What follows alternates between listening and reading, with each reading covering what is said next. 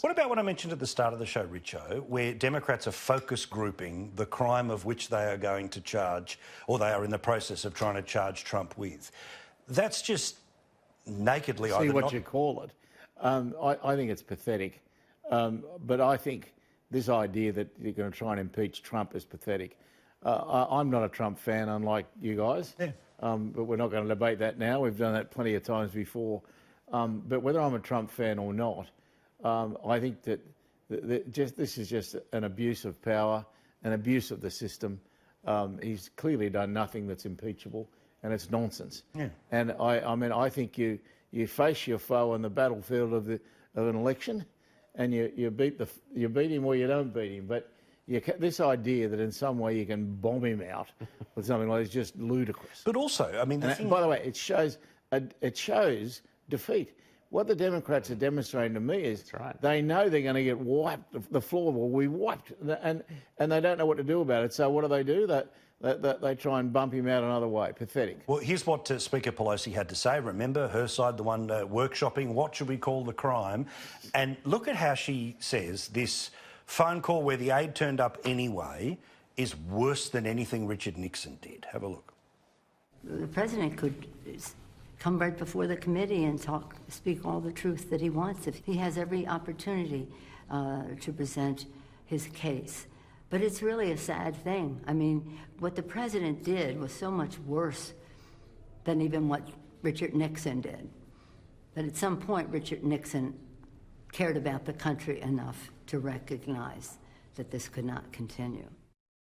Now, Janine, just as a student... I reckon she focus grouped that line. Yeah, but, it's very good. Of course, but just as a student of history, is anything Donald Trump is accused of similar to the cover-up of a break-in of your political opponents in Washington? Well, not at this stage, but everybody's carrying on. Very, she said. But hold on, when Watergate started, you've got to understand, Watergate went for over a year.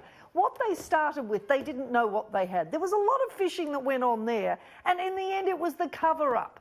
It's always the cover-up. So where we started on Watergate on the little break-in and where we ended up on what led to Nixon resigning over doctored tapes, over cover-ups, it took a long time to get there, and that's what she's banking on, that people will, if you're focus grouping the term, and let's face it, quid pro quo, those, quiet Americans you talk about didn't have a clue what that meant, so they're trying to make them understand. But of course she's got to compare it I don't think they're stupid, to Nixon. But I just say, I thought the best cartoon, that one last week, where the famous Nixon quote was, "I'm not a crook," and it had Trump saying, "I'm a crook, so what?"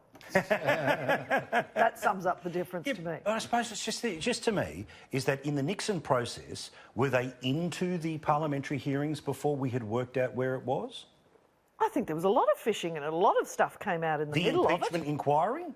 I'm trying to think of what the housing... I'm not sure they got to impeachment that quickly. I think things were a lot clearer. House and Senate. No, there was a lot of fishing went on. It took forever to get there. It took 14 months, didn't it? I think it was over a year. Well, I think the fact that they've gone very quick. They are changing the terms, and they are just trying to say, because we have forced this into the same lane of which Bill Clinton was in, we're forcing this into the same lane that Richard Nixon was in. I think the result will be exactly the same as what happened to Clinton, which is, yes, a partisan House will punch him, but the Senate will clear him, and it'll end up being a net positive. It all goes back to the line in the Nixon stuff, which I think is every scandal it gets used.